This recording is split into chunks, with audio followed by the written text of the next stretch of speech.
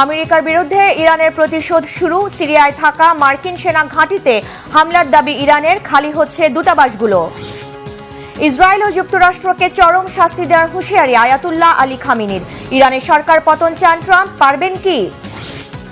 বদলে যাচ্ছে যুদ্ধের ধরন, বিমান নয় মিসাইল ও ড্রোন দিয়ে আঘাত হানছে শত্রুর ঘাঁটিতে। ভবিষ্যতে যুদ্ধ কি মানুষহীন? আসসালামু আলাইকুম, দেখছিলেন Bangla vision world news headline. আমেরিকার বিরুদ্ধে প্রতিশোধ নিতে শুরু করেছে ইরান। এরই মধ্যে সিরিয়ায় থাকা মার্কিন সামরিক ঘাঁটিতে হামলার দাবি করেছে ইরান। হামলার ভয়ে কাতারের মার্কিন দূতাবাস থেকে নাগরিকদের নিরাপদে সরিয়ে নেওয়া হয়েছে। ইরানের পরমাণু স্থাপনায় যুক্তরাষ্ট্রের হামলার পর মধ্যপ্রাচ্যে বিপদে পড়েছে মার্কিন সেনা ও ঘাঁটিগুলো। অঞ্চলটি থাকা 40,000-এর বেশি সেনা এখন ইরানের ক্ষেপণাস্ত্রের আওতায়। বিশেষ করে ইরানের ব্যালিস্টিক মিসাইলের আঘাতে এক মুহূর্তেই ধ্বংস হতে পারে ইরাক, কুয়েত, বাহরাইন ও কাতারের ঘাঁটিগুলোর বিলিয়ন ডলারের অস্ত্র ও অবকাঠামো। যুক্তরাষ্ট্রকে সংঘাতে জড়িয়ে ট্রাম্প কি আমেরিকাকে ফেলছেন বিপজ্জনক ফাঁদে? হাফিজুল ইসলামের ডেস্ক রিপোর্টে বিস্তারিত।